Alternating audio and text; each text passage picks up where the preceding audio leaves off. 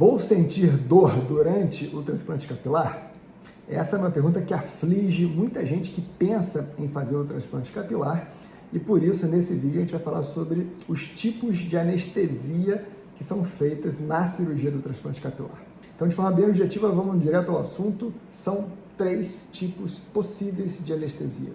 Anestesia local mais sedação e anestesia geral.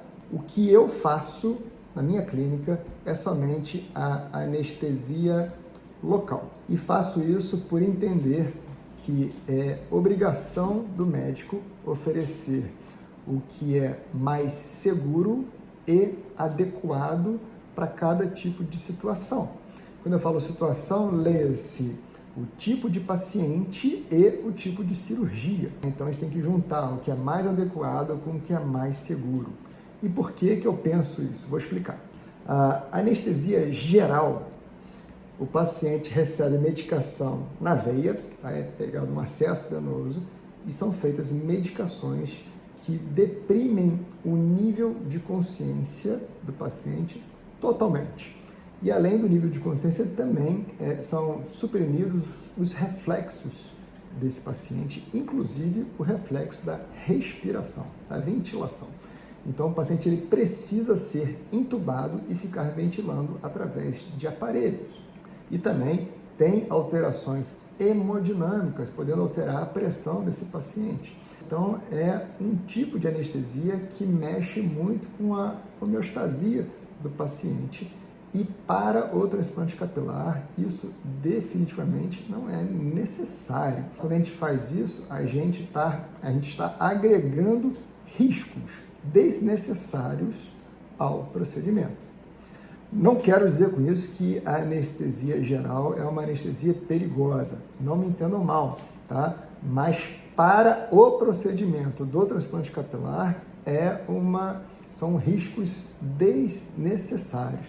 Se você está precisando fazer algum outro tipo de cirurgia qualquer que seja necessário fazer anestesia geral, por favor, vá tranquilo. É uma anestesia segura quando bem indicada, feita em lugares adequados, com bons médicos, em bons hospitais, enfim, não há esse problema. Mas para o transplante capilar, a gente está agregando riscos desnecessários. Quando você intuba um paciente, existem todos os riscos respiratórios, o paciente também pode ter aquela oscilação de pressão, que, enfim, para o transplante capilar é totalmente desnecessário. Para anestesia local mais sedação, a gente segue na mesma linha de raciocínio. A sedação, no meu ponto de vista, também agrega riscos que são desnecessários ao transplante capilar. Entendo que é muito sedutor você virar para o paciente e falar assim, vou pegar uma veia sua, vou fazer um remedinho que você vai dormir e quando você acordar, a cirurgia já vai ter acabado, você já vai estar com curativo, parecendo que se passaram 30 segundos. Maravilha, né? Legal. Entendo isso, mas a gente não pode ignorar os riscos que são intrínsecos à sedação. Então, deixa eu ver se eu consigo explicar de uma forma bem sucinta e fácil para vocês entenderem por que eu acho isso. A sedação, o que é? É uma maneira de você reduzir o nível de consciência dele, ele podendo dormir ou não, tá? Existem sedações que o paciente fica acordado, porém tem um gap de memória, tem aquele, como se tivesse passado o tempo rapidamente, de forma que você não suprime o suficiente para ele ficar assim, totalmente inconsciente e totalmente sem os reflexos de vida dele, por exemplo, da respiração, tá? Então, digamos que aqui ele está acordado, nesse ponto aqui, e aqui ele está na anestesia geral, né? Aquele que inibe completamente. A sedação é em algum ponto intermediário. E a grande mágica é você achar o ponto que ele continua com todos esses reflexos, mantendo a segurança e com aquele conforto que ele vai ficar dormindo ou assim, tendo aquele gap de memória. Só que isso é extremamente difícil de ser alcançado durante um tempo muito longo, que é o que acontece no transplante capilar, cirurgias que demoram de 8, 12 horas. E esse ponto de sedação, ele não fica constante ali o tempo inteiro, ele flutua, às vezes um pouco mais sedado, às vezes menos sedado, um pouco mais sedado, às vezes menos sedado. E o anestesista tem que ficar ali regulando aquela dose para ficar no ponto ideal, mais confortável.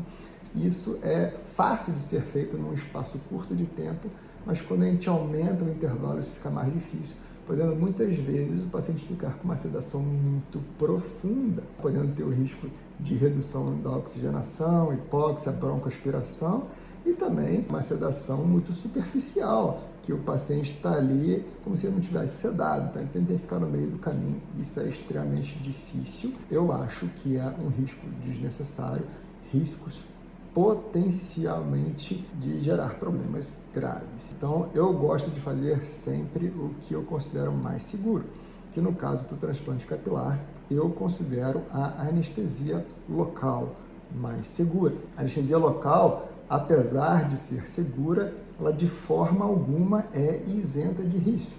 E qual é o principal risco da anestesia local? É você extrapolar a dose máxima de anestésico e isso gerar problemas para o paciente. Tem aquele velho ditado que a diferença do remédio para o veneno é a dose.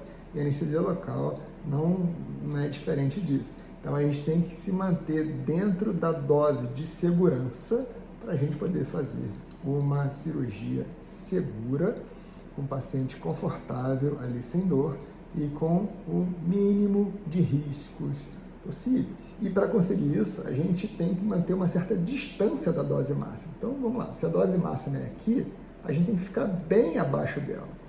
Por quê? Porque o nosso corpo não leu o livro.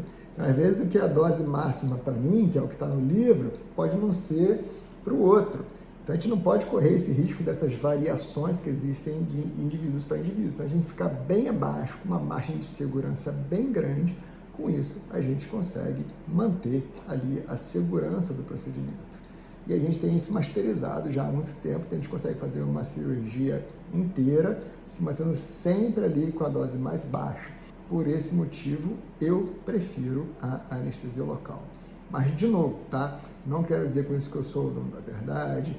Como eu falei lá no início do vídeo, vários caminhos levam ao mesmo destino. Então, de uma forma bem resumida aqui, são os 3 tipos de anestesia: local, local mais sedação e geral. Eu acho que tem que ser feita sempre a que é mais segura e adequada para o procedimento. E a outra vantagem também da anestesia local é que acabou a cirurgia, o paciente está apto imediatamente para levantar e ir embora para casa, sem tempo de recuperação, o que sempre acontece nas anestesias com geral ou sedação.